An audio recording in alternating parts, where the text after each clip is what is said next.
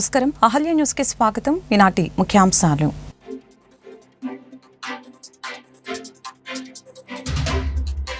రేపు విశాఖలో ప్రధాని నరేంద్ర మోదీ పర్యటన. మోడీకి స్వాగతం పలకనున్న ముఖ్యమంత్రి చంద్రబాబు, డిప్యూటీ సీఎం పవన్ కళ్యాణ్.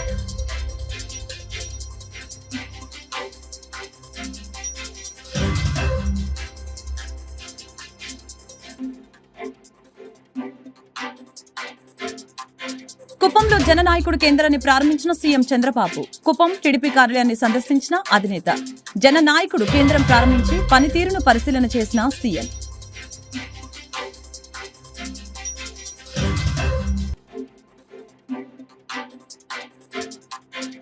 ఆరోగ్యశ్రీ పథకాన్ని కూటమి ప్రభుత్వం అనారోగ్యశ్రీగా మార్చేసిందని AP Congress chief YS Sharmila విమర్శ. పేదవాడి ఆరోగ్యానికి భరోసా ఆరోగ్యశ్రీ అని వెల్లడి. పెండింగ్ బకాయిలు వెంటనే విడుదల చేయాలని డిమాండ్. భారత ప్రధాని నరేంద్ర మోదీ పర్యటనకు విశాఖపట్నం సిద్దమవుతోంది. ఇప్పటికే ప్రధాని మోదీ సభా ప్రాంగణాన్ని ఎస్పీజీ ఆధీనంలోకి తీసుకుంది. ఏయూ ఇంజనీరింగ్ గ్రౌండ్ కి 2 కిలోమీటర్ల పరిధిలో స్థానిక ప్రజలకు ఆధార్ వెరిఫికేషన్ పూర్తి చేశారు. బయట నుంచి వచ్చే వ్యక్తులపై పోలీసులు నిఘా ఉంచనున్నారు. ఇక నేడు రేపు సభా పరిసర ప్రాంతాల్లో నో ప్రైవేట్ డ్రోన్లో ఫ్లై నిషేధం విధించారు. అలాగే ఈ నేపథ్యంలో సభా ప్రాంగణంలో 5,000 మంది పోలీసులు చేరుకుంటున్నారు. 35 మంది ఐపీఎస్ అధికారులు పర్యవేక్షణ చేస్తున్నారు. ఇక ప్రధాని మోదీ కంటే ముందుగానే ముఖ్యమంత్రి నారా చంద్రబాబు నాయుడు, డిప్యూటీ సీఎం పవన్ కళ్యాణ్లు విశాఖ చేరుకోనున్నారు. ప్రధాని మోదీకి స్వాగతం పలికి ఆ తర్వాత రోడ్ షోలో పాల్గొనున్నారు. కుప్పంలో జననాయకుడు కేంద్రాన్ని సీఎం చంద్రబాబు ప్రారంభించారు. జననాయకుడు కేంద్ర పనితీరుని సీఎం పరిశీలించారు. జననాయకుడు కేంద్రం ప్రస్తుతానికి పైలట్ ప్రాజెక్టుగా కుప్పంలో అమలు చేస్తున్నారు. ఏపీ ముఖ్యమంత్రి చంద్రబాబు సొంత నియోజకవర్గం కుప్పంలో పర్యటిస్తున్న సంగతి తెలిసిందే. ఇవాళ ఆయన కుప్పం టీడీపీ కార్యాలయానికి వచ్చారు. జననాయకుడు కేంద్రాన్ని ప్రారంభించారు. కుప్పం ప్రజలు తమ సమస్యలపై జననాయకుడు కేంద్రంలో వినతి పత్రాలు అందించవచ్చు. ఈ కేంద్రంలోని సిబ్బంది ప్రజల వద్ద నుంచి వినతులను స్వీకరించి వాటిని ఆన్లైన్లో నమోదు చేస్తారు. ఆ సమస్యలు పరిష్కారం అయ్యాక ఆ వివరాలన్నీ ఆన్లైన్లో పొందుపరుస్తారు. నేడు ఈ జననాయకుడు కేంద్రాన్ని ప్రారంభించిన సీఎం చంద్రబాబు పనితీరుని పరిశీలించారు. ఈ జననాయకుడు కేంద్రం ప్రస్తుతానికి పైలట్ ప్రాజెక్టుగా కుప్పంలో అమలు చేస్తున్నారు. దీని పనితీరు ఆధారంగా త్వరలో రాష్ట్ర వ్యాప్తం చేయనున్నారు. ఫర్ నౌ మీరు కొత్త కాంటాక్ట్ క్రియేట్ చేయడం అని చెప్పాము. బట్ నా పేరు విలేజ్ సెలెక్ట్ చేస్తే సరిపోతుంది. పేరు ఇనిషియల్ లెటర్స్ అది ఫ్యూచర్లో సెలెక్ట్ చేస్తే ఆటోమేటిక్ మీరు అన్న డీటెయిల్స్ సార్ ఆటోమేటిక్ ఫిల్అప్ అవుతుంది. ఫిల్అప్ ఆటోమేటిక్గా వచ్చేట్టుగా చూస్తే సరిపోతుంది. ఇది వర్క్ ఇట్ అవుట్ లెటర్స్ నాకు అంటే గవర్నమెంట్ డేటాలో we are fixing Aadhaar and then house with GPS, not house number, with GPS also. So that దాన్ని బేస్ చేసుకొని ఆ ఇల్లు, address, number, everything will be linked automatic. Even by having the data ఆ వ్యక్తి యొక్క ప్రొఫైల్ కూడా వచ్చేస్తుంది ఫ్యూచర్లో. ల్యాండ్ ప్రొఫైల్, లేకపోతే హెల్త్ ప్రొఫైల్, లేకపోతే హాస్పిటల్, అన్నీ ఎడ్యుకేషన్, ఎవ్రీథింగ్ లింక్ పెట్టేస్తున్నాం. వాడు వృత్తి, ఎవ్రీథింగ్ అవన్నీ వచ్చినప్పుడు అక్కడ ఓవరాల్గా మనకు ఆ ఫ్యామిలీ యొక్క ప్రొఫైల్ మన దగ్గర ఉంటే డెసిషన్ మేకింగ్ ఈజీ అవుతుంది. Complete family, that is where we are working. ఇక్కడికి మీకు వచ్చినప్పుడు అది ఆ డేటా మీ దగ్గర లేదు కాబట్టి పార్టీ డేటా మీ దగ్గర ఉంది. ఆరోగ్యశ్రీ పథకాన్ని కూటమి ప్రభుత్వం అనారోగ్యశ్రీగా మార్చేసిందని AP Congress chief YS Sharmila విమర్శించారు. పేదవాడి ఆరోగ్యానికి భరోసా ఆరోగ్యశ్రీ అని చెప్పారు. దివంగత ముఖ్యమంత్రి వైఎస్ రాజశేఖర రెడ్డి మానసపుత్రిక ఈ పథకమని అన్నారు. ప్రాణాలు తీసే జబ్బొచ్చిన సంజీవని లాంటి ఆరోగ్యశ్రీ పథకాన్ని కూటమి సర్కార్ నిర్వీర్యం చేస్తుందని దుయ్యపట్టారు. 3,000 కోట్ల బకాయిలు చెల్లించకుండా వైద్య సేవలు నిలిచేదాకా చూడటం అంటే పథకాన్ని నిర్వీర్యం చేసే కుట్రగానే దీన్ని చూడాలని షర్మిల అన్నారు. ఆరోగ్యశ్రీ పథకానికి మంగళం పాడి ప్రజల ఆరోగ్యంతో కూటమి ప్రభుత్వం చెలగా మారుతుందని విమర్శించారు. ఆరోగ్యానికి పెద్దపీట అంటూనే కత్తిపీట వేస్తున్నారని అన్నారు. ఆరోగ్యశ్రీని నిర్వీర్యం చేస్తూ వదిలించుకునే ప్రయత్నాలు చేస్తున్నారని మండిపడ్డారు. పెండింగ్ బకాయిలు వెంటనే విడుదల చేయాలని డిమాండ్ చేశారు. సెంట్రల్ నియోజకవర్గ తెలుగుదేశం పార్టీ కార్యాలయం నందు ముఖ్యమంత్రి సహాయ నిధి కింద నియోజకవర్గంలోని 57వ డివిజన్ న్యూ రాజరాజేశ్వరిపేటకు చెందిన గొడవర్తి శ్రీనివాసరావుకి 5 లక్షల రూపాయల చెక్ని, అలాగే 59వ డివిజన్ న్యూ అజిత్ సింగ్ నగర్ కి చెందిన పరస ఈశ్వర్ బాబుకి 95,800 రూపాయల చెక్ని మరియు నాగలక్ష్మికి 1 1,02,551 రూపాయల చెక్కుని సెంట్రల్ నియోజకవర్గ శాసనసభ్యులు బోండా ఉమామేశ్వరరావు సీఎం ఆర్ఎఫ్ చెక్కుల్ని పంపిణీ చేశారు. ఈ సందర్భంగా బోండా ఉమా మాట్లాడారు. అత్యవసర పరిస్థితుల్లో ఉండి వైద్యం చేయించుకోలేని వారికి చేయూతనిస్తూ వైద్య ఖర్చులు భారమై ఆర్థిక సమస్యలతో సతమతమవుతున్న అభాగ్యుల జీవితాల్లో ముఖ్యమంత్రి సహాయ నిధి వెలుగులు నింపుతుందని సందర్భంగా తెలియజేశారు. అధికారంలోకి వచ్చిన నాటి నుంచి పేద ప్రజలు మేలు చేసే విధంగా కూటమి ప్రభుత్వం పనిచేస్తుందని తెలిపారు. ఆర్థిక స్తోమత లేని అనేక మందికి ముఖ్యమంత్రి సహాయ నిధి ఎంతగానో ఉపయోగపడుతుందని సందర్భంగా తెలిపారు. హోంమంత్రి వంగలపూడి అనిత ప్రచార రథంపై భారత ప్రధాని నరేంద్ర మోదీ బుధవారం రోడ్ షో నిర్వహించనున్నారు. పాయకరావుపేట నియోజకవర్గంలోని నక్కపల్లి బల్క్ డ్రగ్ పార్కుకి శంకుస్థాపన అనంతరం విశాఖ సిద్ధి వినాయక ఆలయం నుంచి సభా వేదిక వరకు నిర్వహించే ప్రధాని రోడ్ షో కోసమే తీర్చిదిద్దిన హోంమంత్రి ప్రచార రథం ప్రత్యేక ఆకర్షణగా నిలవనుంది. సంధ్య థియేటర్ తొక్కిసలాటలో తీవ్రంగా గాయపడి సికింద్రాబాద్ కిమ్స్ ఆసుపత్రిలో చికిత్స పొందుతున్న శ్రీతేజ్ని సినీ నటుడు అల్లు అర్జున్ పరామర్శించారు. ఆయన కిమ్స్ ఆసుపత్రికి వెళ్లారు. అల్లు అర్జున్ రాకముందే అక్కడకు సినీ నిర్మాత దిల్ రాజు చేరుకున్నారు. అల్లు అర్జున్ రాక నేపథ్యంలో ఆసుపత్రి వద్ద పోలీసులు భారీ బందోబస్తు ఏర్పాటు చేశారు. పెద్ద ఎత్తున అభిమానులు వచ్చే అవకాశం ఉండటంతో పోలీసులు ముందు జాగ్రత్త చర్యలు తీసుకున్నారు. సంధ్య థియేటర్ వద్ద తొక్కిసలాటలో శ్రీతేజ్ తల్లి రేవతి మృతి చెందిన విషయం తెలిసిందే. బాధిత కుటుంబానికి పలువురు సినీ ప్రముఖులు ఆర్థిక సాయం అందజేశారు. అల్లు అర్జున్ కూడా తన వంతు సాయం అందజేశారు. బ్యూరో ఆఫ్ ఇండియన్ స్టాండర్డ్స్ 78వ వ్యవస్థాపక దినోత్సవ వేడుకలు విజయవాడ నగరంలో ఘనంగా నిర్వహించారు. BIS భవిష్యత్తులో నిర్వహించనున్న కార్యాచరణ ప్రణాళికని ఈ సందర్భంగా మ్యానుఫ్యాక్చర్కి వివరించడం జరిగిందని VIS joint director Ramakant Sagar తెలిపారు. గుణదలలోని పార్కు హయాత్లో BIS 78వ వ్యవస్థాపక దినోత్సవ వేడుకల్ని నిర్వహించడం జరిగింది.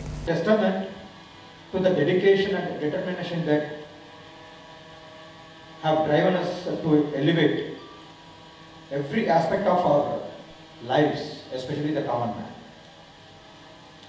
Ensuring that these principles guide our action and policy decisions and its implementation, not only now and in the future.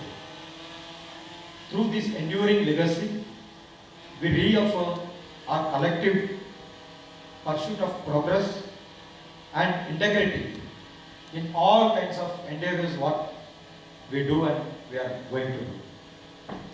This day offers an immense opportunity to reflect on the past achievements of Bureau of Indian Standards, embrace the present challenges with full personal involvement and commitment and integrity, and to set the course for future direction. And this future has to be bright and it should be more clear to all our citizens of the country. It is heartening to see such a diverse assembly of stakeholders from different parts of the state, industries and other representatives from different organizations, accreditation agencies, academic institutions and research communities. This gathering provides an unique platform for sharing insights, exchanging wonderful ideas and developing actionable recommendations at the end of the celebrations, at the end of the workshop that addresses the present challenges and sees the opportunities ahead in the future. Quality is not just a measure, it is a commitment and a way of life. It forms the foundation of trust, drives the progress and innovation. Across every sector, quality enhances public welfare, strengthens industrial competitiveness and builds enduring confidence. As India's national standards body, Bureau of Indian Standards has been instrumental in shaping the country's quality standards since its inception in 1947. Bureau of Indian Standards has been evolving into a robust institution that formulates, implements and promotes standardization across diverse sectors and fields. Standards are more than technical specifications. It is not just a mere technical parameter with measures and weights or some quality standards. It is a benchmark. They are benchmark of excellence that foster uniformity, protect consumer interests and rights, and further drive innovation, which fosters uniformity which fosters uniformity, protects consumers' interests and drive innovation. Janasena party అన్ని సామాజిక వర్గాలకు సమాన ప్రాధాన్యత ఇస్తుందని Avanigadda MLA మండలి బుద్ధప్రసాద్ తెలిపారు. మంగళవారం అవనిగడ్డలోని MLA కార్యాలయంలో నాగాయలంక మండలం పర్రచివర శివారు దీనదయాలపురం గ్రామానికి చెందిన 30 మంది మత్స్యకారులు జనసేన పార్టీలో చేరారు. వారికి ఎమ్మెల్యే బుద్ధప్రసాద్ జనసేన కండువాలతో స్వాగతం పలికారు. నాగాయలంక మండలంలో చిట్ట చివరి గ్రామమైన దీనదయాలపురం గ్రామస్తులు, ప్రత్యేకించి మత్స్యకారులు ఈరోజు జనసేన పార్టీలో చేరటం చాలా ఆనందదాయకమైన విషయం.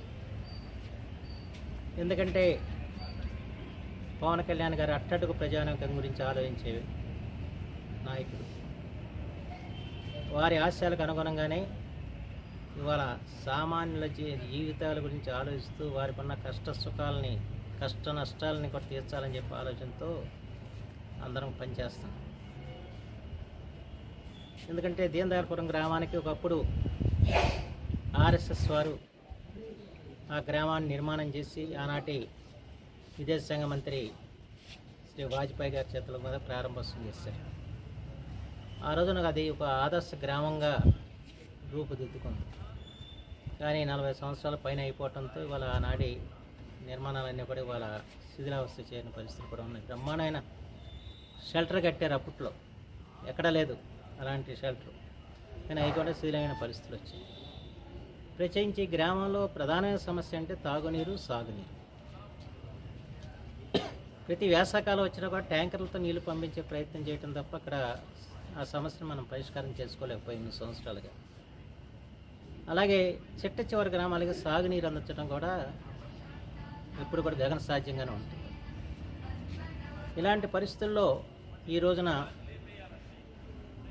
తీర ప్రాంత గ్రామాలు ఏవైతే ఉన్నాయో, చిట్ట చివరి కృష్ణా డెల్టాలో చిట్ట చివరి గ్రామాలు ఏవైతే ఉన్నాయో ఆ గ్రామాలకి మనం నీరు అందించాలి, ఆ గ్రామాలకు ఇరిగేషన్ సదుపాయాలు పెంపొందించాలనే ఉద్దేశంతో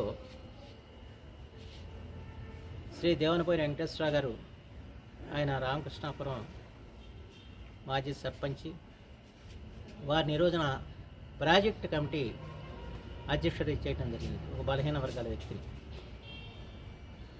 ఆ చేయగల శక్తి ఎవరికి ఉందంటే ఒక జనసేన పార్టీ తప్ప మరొకరు లేదని చెప్పి మాత్రం మనం అంటే ఒక సామాన్యుని వ్యక్తి తీర ప్రాంత గ్రామాల్లో సాగునీరు లేక 4-5 వేల. అందరికీ నమస్కారం. చాలా ఆనందించదగ్గ విషయం ఏదైతే జనసేన పార్టీ అధ్యక్షులు గౌరవనీయులు పవన్ కళ్యాణ్ గారు ఆశించినటువంటి సామాజిక న్యాయాన్ని అందరికీ అందించాలి, జనసేన పార్టీ కులాలను కలిపేటువంటి ఆలోచన విధానం, మత ప్రసక్తి లేని రాజకీయం చేసి గ్రామాలని, దేశాన్ని, రాష్ట్రాన్ని అభివృద్ధి చేయాలనేటువంటి ఆలోచనతో ఏర్పడినటువంటి పార్టీ జనసేన పార్టీ. అలాంటి జనసేన పార్టీ మూల సిద్ధాంతం అయినటువంటి కులాలను కలిపే ఆలోచన విధానంతో ముందుకు వెళ్లాలనేటువంటి సిద్ధాంతానికి ఆకర్షితులై పెద్దలు మన ప్రీతమ నాయకులు మండలి బుద్ధప్రసాద్ గారు నాయకత్వ పటిమను గుర్తించి ఏదైతే ఈ నియోజకవర్గంలో వారి నాయకత్వంలోని నియోజకవర్గం అభివృద్ధి చెందుతుంది, ఏదైతే వారి నాయకత్వంలోని మన గ్రామసీమల్లో ఉన్నటువంటి మౌలిక సమస్యల పరిష్కారం దొరుకుతుందనేటువంటి ఒక మహత్తరమైనటువంటి ఆశయంతో జనసేన పార్టీలో చేరినందుకు మిమ్మల్ని అందరినీ కూడా మనస్ఫూర్తిగా కృష్ణా జిల్లా జనసేన పార్టీ తరఫున అభినందిస్తూ స్వాగతిస్తూ, ఏదైతే మీరు కోరుకుని గ్రామాల అభివృద్ధి కోసం, మీ గ్రామ అభివృద్ధి కోసం, ఎందుకంటే సముద్రానికి కోతవేటు దూరంలో ఉన్నటువంటి మీ గ్రామం అన్ని రంగాల్లో తాగునీరు, సాగునీరు, మురుగునీరు, రోడ్లు వగైరా మౌలిక సమస్యలతో ఇబ్బందులు పడేటువంటి పరిస్థితుల్లో మీ గ్రామాన్ని పూర్తిగా మంచి గ్రామంగా తీర్చిదిద్దేటువంటి కార్యక్రమం మన నాయకులైనటువంటి మన బుద్ధప్రసాద్ గారు చేస్తారు. ఖచ్చితంగా ఏదైతే మీరు కోరారో దాన్ని వమ్ము చేయరు, మీకు అభివృద్ధి చేసి చూపించి మీ యొక్క మనసులను ఇంకా చూడగొనడానికి ప్రయత్నం జరుగుతుందనేటువంటి విషయాన్ని మీకు తెలియపరచుకుంటూ మరొకసారి మీకు ధన్యవాదాలు తెలుపుకుంటూ తీసుకున్నాను. జై హింద్, జై జనసేన. త్వరలోనే విశాఖపట్నం, తిరుపతిలో పర్యాటక పెట్టుబడిదారుల సదస్సు నిర్వహించేందుకు ఏర్పాట్లు చేయాలని పర్యాటక శాఖ అధికారులకి రాష్ట్ర పర్యాటక, సాంస్కృతిక, సినిమాటోగ్రఫీ మంత్రి కందుల దుర్గేష్ సూచించారు. ఈ మేరకు మంగళవారం వెలగపూడి సచివాలయంలో 2వ బ్లాక్లోని తన ఛాంబర్లో రాష్ట్ర పర్యాటక, సాంస్కృతిక, సినిమాటోగ్రఫీ మంత్రి కందుల దుర్గేష్ పర్యాటక శాఖ ఉన్నతాధికారులతో సమీక్ష సమావేశం నిర్వహించారు. ఏపీలో సంచలనం సృష్టించిన బియ్యం మాయం కేసులో మాజీ మంత్రి వైసీపీ నేత పేర్ని నానికి హైకోర్టులో కాస్త ఊరట లభించింది. ఈ కేసుకు సంబంధించి పేర్ని నాని వేసిన ముందస్తు బెయిల్ పిటిషన్పై హైకోర్టులో విచారణ వాయిదా పడింది. తదుపరి విచారణను ఈ నెల 20కి ధర్మాసనం వాయిదా వేసింది. అప్పటి వరకు తొందరపాటు చర్యలు తీసుకోవద్దని పోలీసులకు హైకోర్టు ఆదేశాలు జారీ చేసింది. గుంటూరు నగరపాలక సంస్థ ఆధ్వర్యంలో ఈ నెల 12వ తేదీ నుంచి 15వ తేదీ వరకు నగర పశ్చిమ నియోజకవర్గ పరిధిలోని ఎన్టీఆర్ స్టేడియంలో సంక్రాంతి సంబరాలు నిర్వహిస్తున్నట్లు నగర కమిషనర్ పులి శ్రీనివాసులు వెల్లడించారు. మంగళవారం ఉదయం నగరంలోని ఎన్టీఆర్ స్టేడియంలో సంక్రాంతి సంబరాలకు సంబంధించిన పోస్టును ఆవిష్కరించారు. ఈ కార్యక్రమంలో నగర పశ్చిమ నియోజకవర్గ ఎమ్మెల్యే గల్లా మాధవి, పలువురు కార్పొరేటర్లు, అధికారులు పాల్గొన్నారు. ఈ వేడుకలలో పాల్గొనేవారు ముందస్తుగా ఎన్టీఆర్ స్టేడియంలో రిజిస్ట్రేషన్ చేయించుకోవాలని ఈ సందర్భంగా తెలిపారు. ప్రభుత్వం ఏర్పాటైన తర్వాత 2025లో ఫస్ట్ ప్రోగ్రామ్ నగరపాలక సంస్థ ఆధ్వర్యంలో వెస్ట్ అసెంబ్లీ కాన్ఫరెన్స్లో ప్రిన్సెస్లో సంక్రాంతి సంబరాలు ఈరోజు షెడ్యూల్ అంటే ప్రోగ్రామ్ సంబంధించిన షెడ్యూల్ ఈరోజు రిలీజ్ చేశారు. దీనిలో చూసుకుంటే 12వ తేదీ అంటే మనకి ఈ సంవత్సరం 13, 14, 15 నిమిషాలుగా సంక్రాంతి పండుగ జరుగుతుంది. అంటే దానికంటే ముందుగానే 12వ తేదీతో మనకి సంక్రాంతి సంబరాలకి 12వ తేదీ ఉదయం 9 గంటల నుంచి ఇక్కడ ప్రోగ్రామ్స్ స్టార్ట్ అవుతాయి. ముగ్గుల పోటీలు స్టార్ట్ అవుతుంది. తర్వాత మొహిందీ ఆడవాళ్ళ పిల్లలకు మొహిందీ యాక్టివిటీస్ కూడా ఇక్కడ టేకప్ చేయడం. ఇది 12వ తేదీ. తర్వాత 13వ తేదీ ఈరోజు ఉదయం 6 గంటల నుంచి 11 గంటల వరకు ఇక్కడ యాక్టివిటీస్ జరుగుతాయి.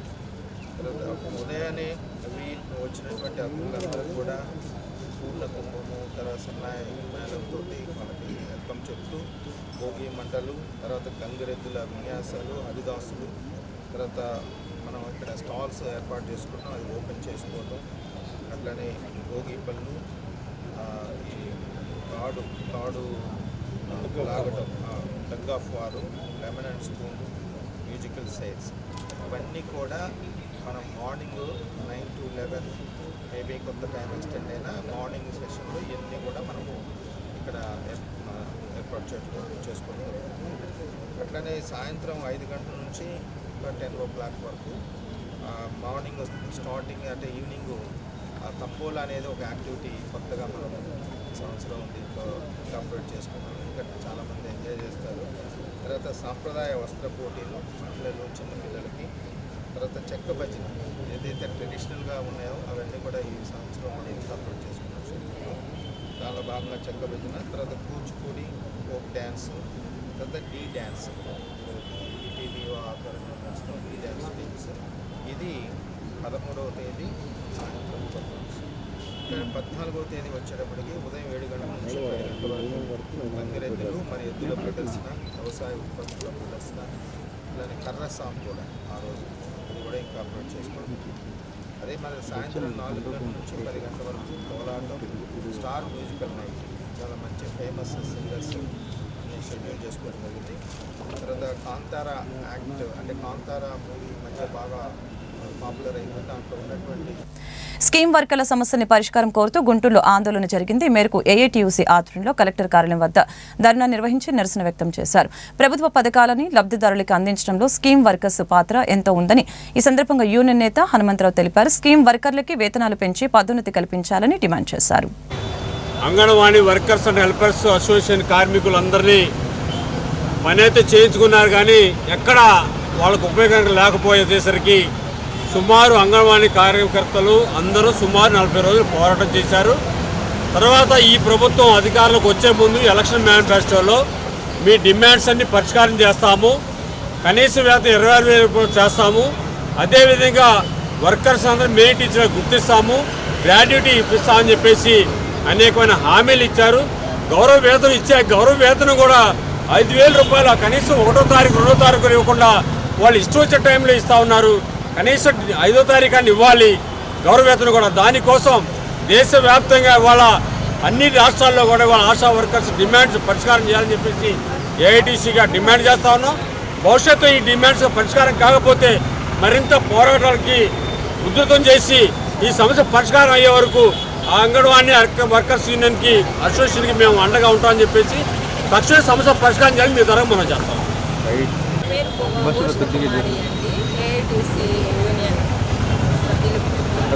అయితే మేము ఎంతగా మేము ఎంత చేస్తున్నాం సేవ అనేది ప్రభుత్వానికి ముందు గుర్తించాలండి. గుర్తించి మేము ఆ 11,000 మా పిల్లల్ని పిల్లల్ని చదివించుకోవడానికి కుటుంబానికి ఇప్పుడున్న పరిస్థితులను బట్టి అసలు అవి ఎలా మాకు ఉపయోగపడుతుంది ఒక్కసారి ప్రభుత్వం వాళ్ళు ఆలోచించాలండి. వాళ్ళు ఆలోచించి మమ్మల్ని మేము చేస్తున్న పనికి ఫలితంగా ఉందా లేదా, అసలు మేము ఆ ఫలితం మాకు సరిపోతుందా అనేది ఆలోచించి మాకు మా సమస్యను పరిష్కరించాలని ముఖ్యంగా కోరుకుంటున్నామండి.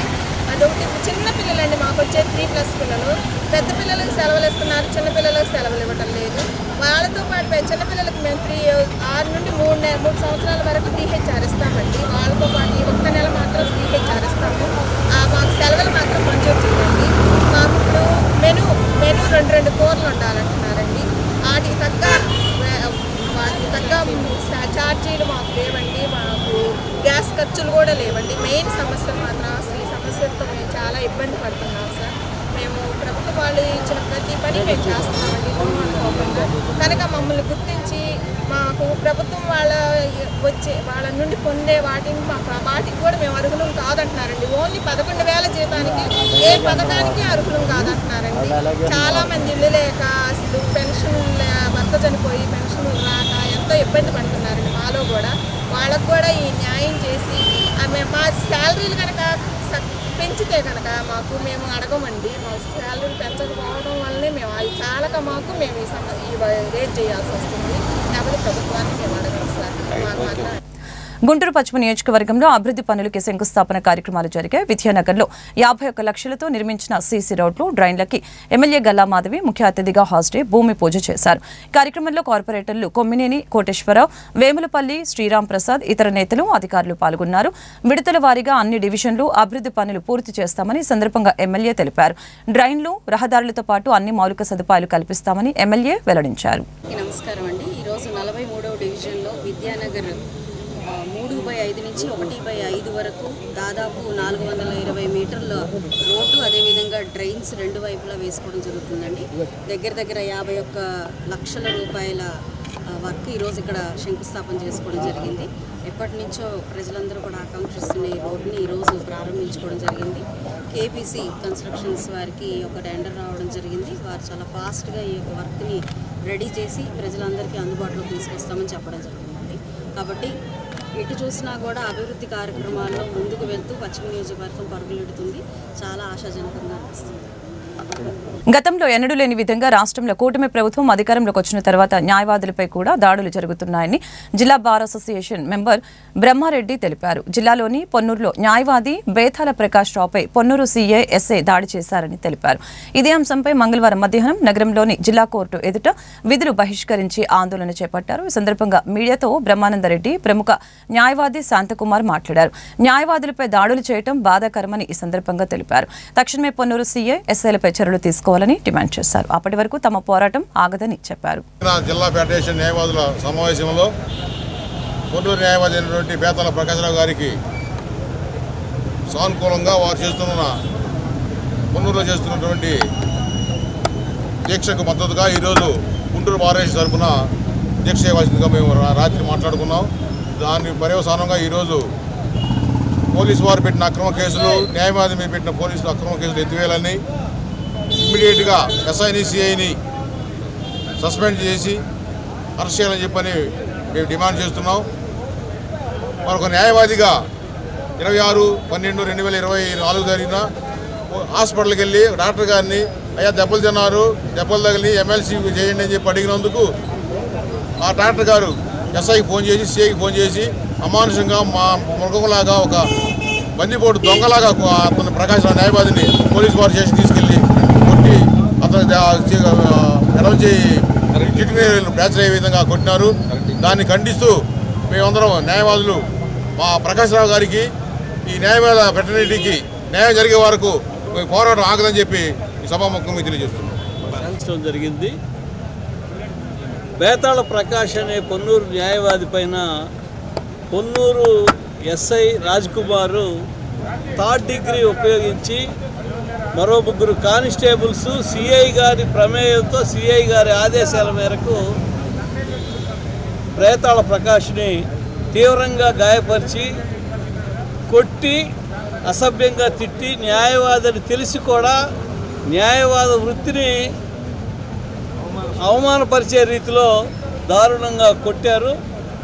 తక్షణమే ఎవరైతే ఎస్ఐ రాజ్ కుమార్ అట్లాగే సిఐ రవికిరణ్లను అట్లాగే కానిస్టేబుల్స్ని తక్షణం అరెస్ట్ చేయాలి. సిఐ పైన కూడా కేసు నమోదు చేయాలని, డాక్టర్ పైన కూడా కేసు నమోదు చేయాలని మన బార్ అసోసియేషన్ న్యాయవాదులు అందరంగా మేము డిమాండ్ చేస్తూ ఉన్నాం.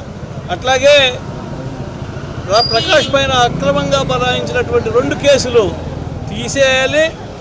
రాజ్ కుమార్ పైన అట్లాగే సిఐ రవికిరణ్ పైన మిగిలిన 3 కానిస్టేబుల్ పైన కూడా కేసులు నమోదు చేసి అరెస్ట్ చేయాలని మేము గుంటూరు బార్ అసోసియేషన్గా డిమాండ్ చేస్తూ ఉన్నాం. మాజీ ఎంపీ నందిగం సురేష్ కి మరియమ్మ హత్య కేసులో ఉచ్చు బిగుస్తోంది. ఈరోజు సురేష్ బెయిల్ పిటిషన్పై సుప్రీంకోర్టు విచారణ చేపట్టింది. సందర్భంగా కీలక తీర్పు చెప్పింది. తెలుగు రాష్ట్రాల్లో మరియమ్మ కేసు సంచలనం సృష్టించిన విషయం తెలిసిందే. అయితే ఈ కేసులో నిందితునిగా ఉన్న మాజీ ఎంపీ నందిగం సురేష్ కి సుప్రీంకోర్టులో ఎదురు దెబ్బ తగిలింది. ఇవాళ నందిగం సురేష్ బెయిల్ పిటిషన్పై సుప్రీంకోర్టు విచారణ చేపట్టింది. ఈ సందర్భంగా సుప్రీంకోర్టు కీలక తీర్పునిచ్చింది. మరియమ్మ హత్య కేసులో నందిగం సురేష్ కి బెయిల్ ఇచ్చేందుకు సుప్రీంకోర్టు నిరాకరించింది. 2020లో తుళ్లూరు మండలం వెలగపూడికి చెందిన ఎస్సీ మహిళ మరియమ్మపై సురేష్ అనుచరులు దాడి చేశారు. తనకు వస్తున్న పెన్షన్ ని నిలిపివేశారని, ఇల్లు ఇస్తామని ఇవ్వలేదని అప్పటికి సీఎం వైఎస్ జగన్మోహన్ రెడ్డిని మరియమ్మ దూషించింది. మరియమ్మ ఇంటిపై దాడి చేసి ఆమెను నందిగం సురేష్ అనుచరులు హతమార్చారు. మహాకుంభలో పాల్గొనేందుకు సాధువులు ప్రయాగ్రాజ్కి చేరుకుంటున్నారు. నాగసాధువు ప్రమోద్ గిరి మహారాజ్ ప్రతిరోజు మట్టి కుండ నీటితో స్నానం చేస్తున్నారు. 61 కుండల నీటితో ఆయన స్నానం ఆచరిస్తున్నారు. ప్రతిరోజు తెల్లవారుజామున 4 గంటలకి ఆయన హఠయోగలో భాగంగా ఈ పుణ్య స్నానాన్ని చేస్తున్నారు. వాస్తవానికి 41 రోజుల పాటు ఆయన స్నానం చేయాల్సి ఉంది. కానీ మహాకుంభ సమయాభావం వలన ఆ కార్యక్రమాన్ని 21 రోజులకి తగ్గించేశారు. తొలి రోజు 51 కుండల చలి నీటితో స్నానం చేశారు. ఒక స్థలంలో కూర్చున్న తర్వాత తనపై మిగతా సాధువులు నీటిని పోస్తారని ఆయన తెలిపారు. రోజు రోజుకి నీటి కుండల సంఖ్య పెరుగుతుంది. ఇవాళ 61 కుండల నీటితో స్నానం చేశానని, 21 రోజులు పూర్తి అయితే అప్పుడు 108 కుండల నీటితో స్నానం చేయనున్నట్లు తెలిపారు. మానవ సమాజ సంక్షేమం కోసం చలి స్నానం చేస్తున్నట్లు తెలిపారు. దీంట్లో ఎటువంటి స్వార్థం లేదని అన్నారు. సనాతన ధర్మ స్థాపన కోసం తాము ఎప్పుడూ సిద్ధంగా ఉంటామని చెప్పారు. ఈ హఠయోగాను చేయటం ఇది 9వ ఏడాది అని చెప్పారు. గురు మహారాజ్ ఆశీస్సులు ఉన్నన్ని రోజులు పుణ్యస్నానం ఆచరిస్తామని అన్నారు. వార్తలు ముగించే ముందు ముఖ్యాంశాలు మరొకసారి.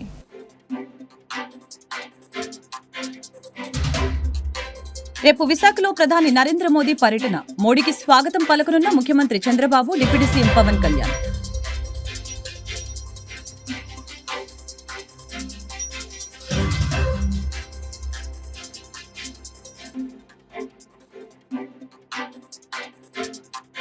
కుప్పంలో జననాయకుడు కేంద్రాన్ని ప్రారంభించిన సీఎం చంద్రబాబు. కుప్పం టీడీపీ కార్యాలయాన్ని సందర్శించిన అధినేత. జననాయకుడు కేంద్రం ప్రారంభించి పనితీరును పరిశీలన చేసిన సీఎం.